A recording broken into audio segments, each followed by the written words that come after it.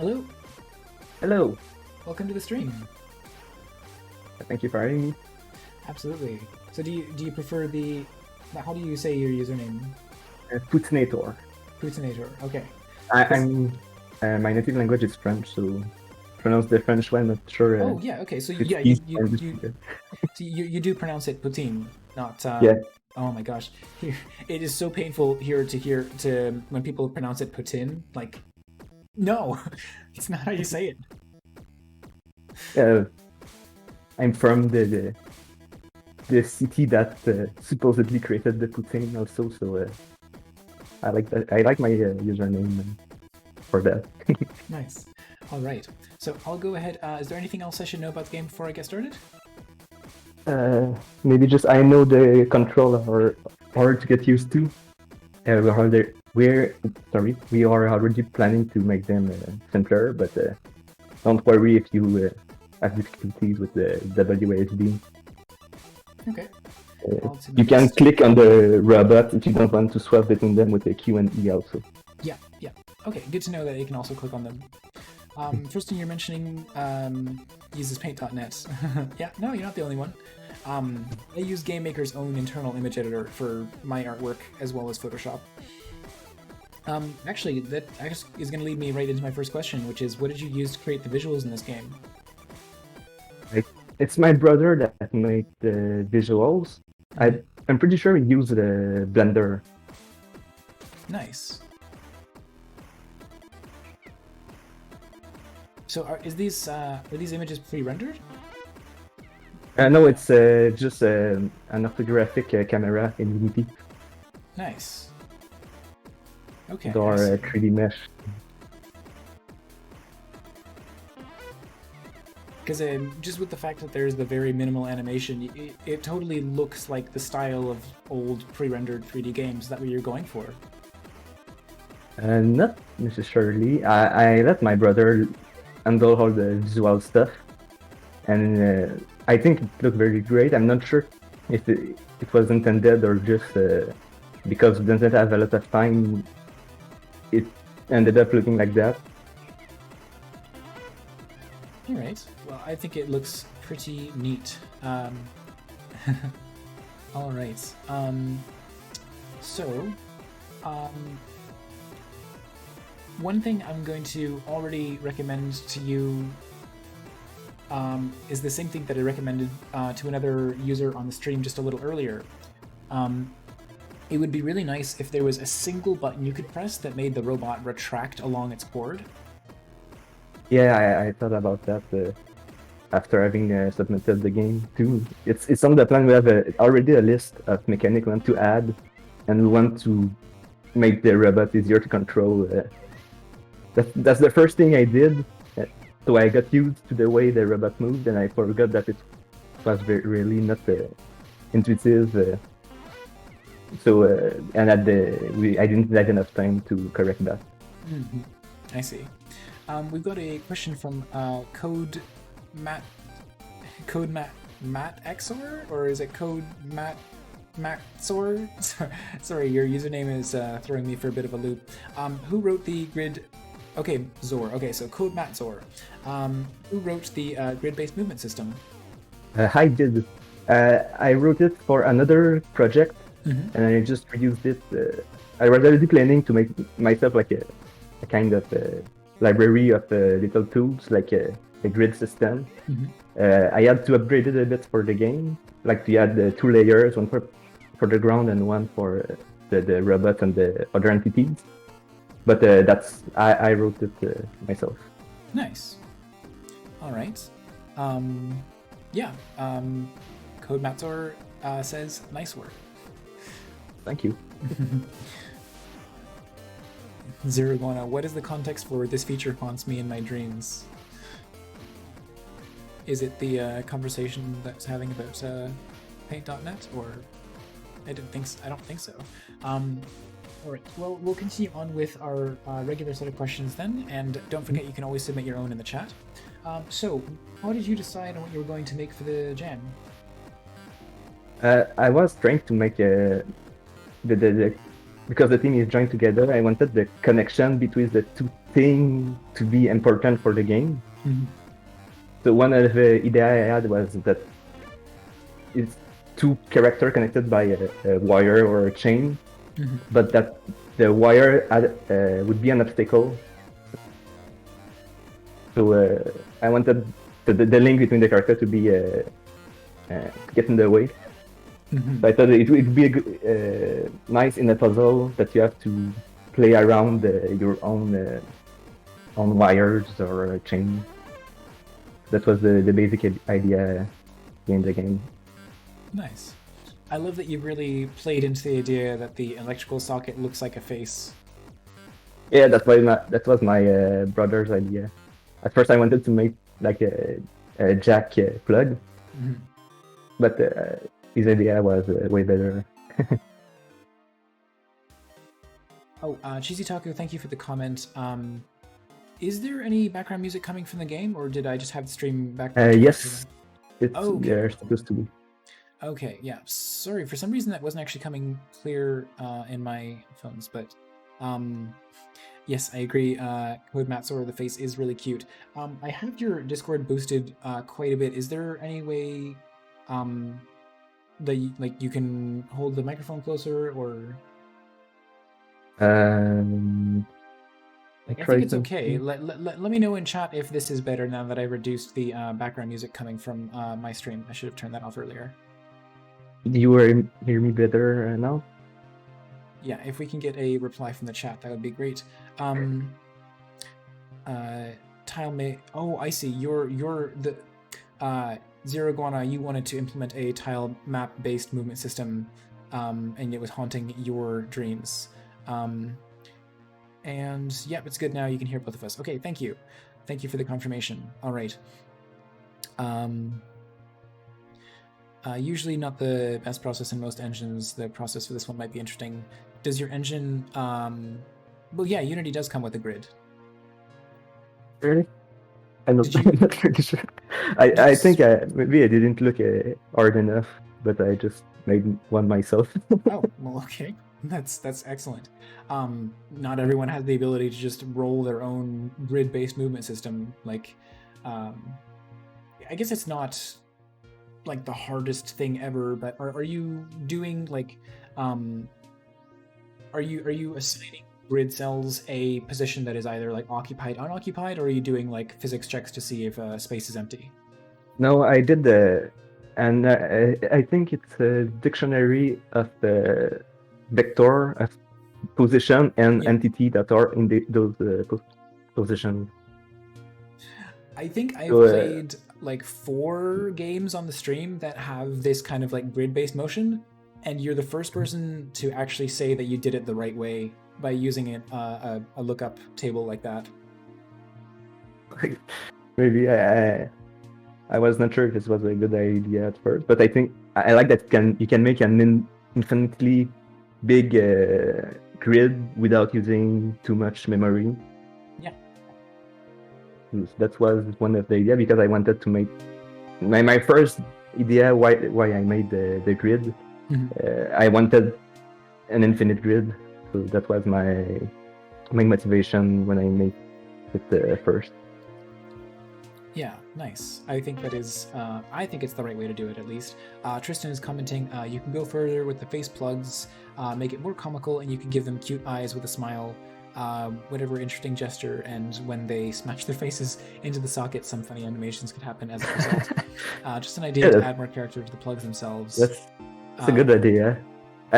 There was more animation at some point, but they were too buggy. Like the robots are supposed to jump when you select them and stuff like that. Yeah. But they were getting offset beside the grid, and some weird stuff were happening. So instead of debugging it, I just removed it because I didn't have time at that point. It's a game jam. That's what you got to do sometimes. Yeah. I do appreciate that you've got the cute little like chirps from them when you when they update when you click on them. Yeah, I made them right before going to sleep Saturday. Nice. It's just, again, definitely like contributes to their feeling of personality. So, Mhm. um, oh yeah, I was thinking about that. Like if you wanted to focus more on the personality of the little robots, then you could actually have the camera zoom in on them to see a little bit better. Um, Mhm. oh, and we've got a comment from Cheesy Taco saying that the music is very nice and asking, how did you compose it? And the music was made before the jam. I use Cubase to make my music. Cubase, yeah. I wanted this music specifically was for a Factorio mod I was trying to make. Mm-hmm. I wanted to add the music. Finally, I never did the mod. And I think it was 20 minutes before submitting, I realized that there was no music, and I looked in the music I had already made, and I picked this one. Nice. Yeah, I think it's definitely one of those features that is like the game feels better for it, but you might catch yourself a little off guard if you don't have time to add it in. Like, it isn't always trivial to add in music to your game, so. No, but at least I'm happy I have been able to do the other sound effects were made during the jam. Mm-hmm. But I pretty much just plugged my keyboard and smashed keys on the. I'm not sure how to see the musical terms in English, but they were made pretty quickly. Nice. I'm sorry. I realized for anyone watching on the stream tearing their hair out, I've hit the point where the percentage of brain power that I dedicate to actually playing the game versus keeping an eye on chat versus listening to the person that I'm interviewing is now insufficient to properly solve this puzzle. But that is why you are here. That is why are you here to watch me play the game, or are you here to hear me talk to the host? So you can always play the game yourselves, and I'm sure you'll have a good time. And this way, I'm not spoiling it for you, am I? That's my excuse, and I'm sticking to it. Anyway, so I will move on to our next question here, which is actually coming in from the chat. The textures, are those materials rendered objects? Well, yeah, these are actually 3D models. They're not sprites. But Yeah. are the things on here, like the robots, I assuming you are swapping out the material on the different color tinted. Yeah, I made a little script to with a list of color, and they all have a kind of ID to say to match the robot of the same color, and I put a list of which material to change the color, and when they're loaded, the color are assigned. The only thing that have a texture are the ground and the walls. Everything else is just a material I made entirely in Unity. Yeah, that makes sense. Like, everything else is just so simple. Like, if we look at our little robot guy here, it's just flat colors with shading, so it doesn't actually need any texture on it. It's just yeah, it does evoke this sort of like early days 3Ds like flat pre-rendered 3D model look. So I think it's really cool for that. DeGrand, I appreciate you saying that you're impressed by my multitasking skill. I wish I was better at it, but I think it would be really cool if by level 20 of this game we're seeing a full-on Raspberry Pi board. It would be a fun Easter egg if you made this resemble some like famous chipset. I could try, but I'm not sure if there's enough space. The camera would have to be so far away we couldn't see anything. Yeah. Did you consider making it possible to like pan the camera around, zoom in and out? Yes, I thought about making the camera follow which robot you are moving. But by that time we're making level, and then I realized that sometimes I didn't have enough space. It was too late to add that kind of feature. At the end, we were just trying to make as much level as possible, but we still just managed to make 9 level, I think. And some of them are just a tutorial. I think this one is pretty much the first non-tutorial level, maybe. I'm not even sure in what order we put the levels, but I lost my train of thought. Now you know how I feel. That happens to me all the time when I'm well, does the static camera defeat the purpose to make this a 3D game compared to 2D? I don't know. I mean, it would be objectively harder to make this game using 2D sprites than 3D models, I think. It depends on your level of experience. Like, if you have experience making 3D games, I can imagine this, well, you made it in the context of a game jam. If you were making this with 2D sprites, you know, you'd still be able to tint, like color tint the sprites to mess with that, but I am personally of the belief that, depending on your skill set, you could probably knock this out faster using actually 3D models than pre-rendering 2D stuff. Yeah, I'm more used to 3D games, and my brother is a 3D artist, so it was just quicker to just make it in 3D, and I didn't have any think about making it a 2D game. Could have been done, but I just made it in 3D without thinking about it. Yeah. Oh, and like DeGrand, you're commenting about how shaders can be used to retint the colors. Yeah, of course. I do color tinting on 2D stuff all the time. I'm just saying that I think that it would still be easier to have 3D models for the rotations and everything. Like there would be a lot of sprites you'd have to export. Well, I guess each robot is only facing one of 4 directions. Yeah, but there's also robot, like the robot you're selecting is emitting light. It's easier with it in 3D, and we plan to add more animations and more mechanics. That exactly. It's really harder to manage the shadows and stuff like that. If it was just a 2D game. And DeGrand, you're saying that you could flip the 2 faces. Technically, you could, but the shading would look wrong. Because the cast shadow is different. Like if I click on this guy facing this way versus this way, you can see the shading on the face is actually different. So it is actually a unique sprite for facing one direction versus the other. Slightly. It probably wouldn't be too noticeable. Like this face, I guess it's more noticeable when the face is in shadow like this, because there is. If a robot is facing this way, then the lighting looks one way versus if they're facing this way, another. So you would probably render unique images for each of the different facing directions. Anyway, do you have a particularly useful shortcut or clever hack in this engine that you think would be useful to others? Something I found really useful during the jam is iTween. It's a free asset on the Unity store.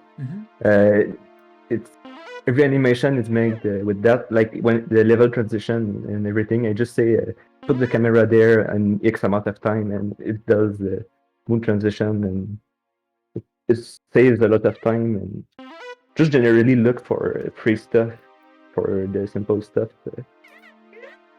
If you can have a lot of quick tools to use for the simple things, it's a good idea to make your game quickly. Yeah, I completely agree. So did you like lowercase I tween? I think, yes. I think I've probably seen that same asset. I've got my own tween system that I wrote because it behaves in a particular way that I like. Yeah, because of course every programmer just writes their own tools for things.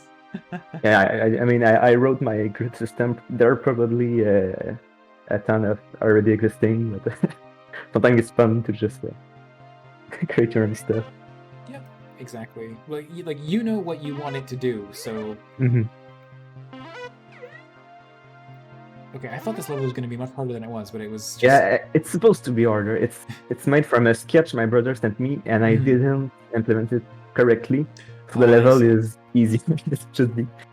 Yeah, so that was actually a question that Zero Iguana had asked. Were the puzzles made on the go, or did you sketch them beforehand?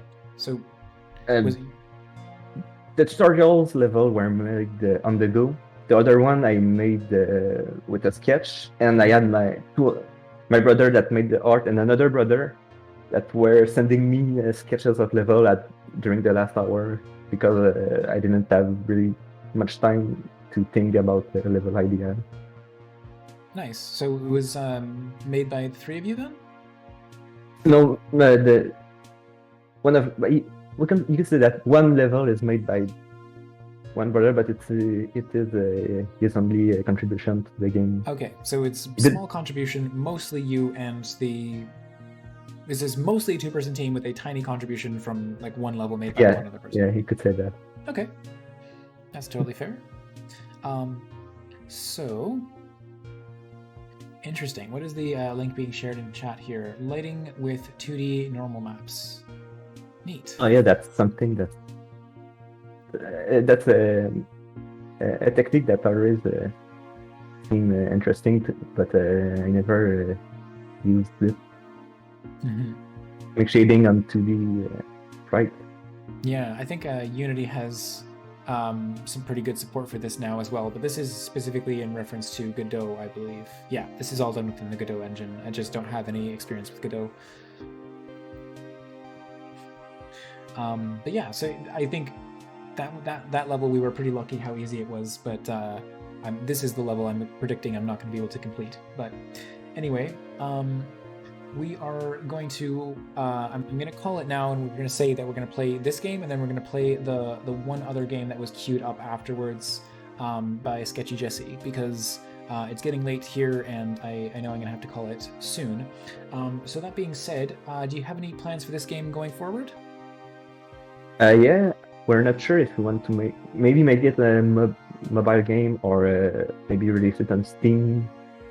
We're not sure yet, but like I said earlier, we have a list of mechanics and idea I want to add to the game, and we're going to make a full release, but we're not sure exactly on which platform, and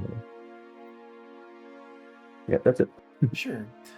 So one thing I would have to recommend, of course, it's obligatory for me to mention this, but if you're dealing with colored robots, then you've got to find some way of making the symbols it's for colorblind. Exactly. Like it's great that any robot can connect to any other robot, because you don't have to do any design work changes on the robot itself. You just need to modify the design of the plugs. Yeah, I thought about it. That's why two of the color are blue and orange, because I know it's the two easiest for colorblind. Yes. But yeah, I thought about it. It's on my list to have probably letters on the plugs to make it easier for colorblind people. Letters, symbols, just anything. Yeah, I'm glad that you took into consideration that like red-green color blindness is the most common. But yeah, it's always good. And one thing that I always say is that if you add that level of accessibility to the game, then it often ends up contributing to the overall design look of it. Like you can make the colorblind mode. You don't have to make it a toggle setting that just pastes a simple Text Mesh Pro letter over top of the plug. You can actually change the physical look of the plug, or maybe the physical look of the light bulb. Like maybe some of these are incandescent light bulbs and other ones of them are compact fluorescent. You know, you could make them look physically different, and then you don't even have to think about turning colorblind mode on or off. Yeah, that's a good idea. Maybe do something like that. So. Evil Eye Interactive. I'm always. It's the reason that it's so easy for me to call it out. Like, it's always something that I mention whenever I see like this could be, and I mention it so often because I have failed to do it properly myself. I have made another game that is a like color spot the differences game on my itch.io page, and it has no consideration for colorblind proof, but it's a free game as well, so it's not like someone would buy it and then complain about not being able to play it because they're colorblind, because you would know from it's free and the screenshots as well. Anyway, well, if you do end up making a post-gen version of the game, I would love to see it. Please feel free to post it in the Blue Screen Productions Discord and ask the other members what they think of it. Right. All right. Do you have any people or projects that you'd like to promote or give a shout out to? Not really, honestly. I didn't have really much time to look into a lot of other projects. But, sorry, I don't have really a shout out to make. You know, if you think of something, feel free to post a link in chat and I'll pull it up on the stream. All right. Well, thank you so much for joining me on the stream tonight. Welcome. All right, and hopefully we get to talk again soon. Enjoy the rest of your day. Good night. Okay, bye bye.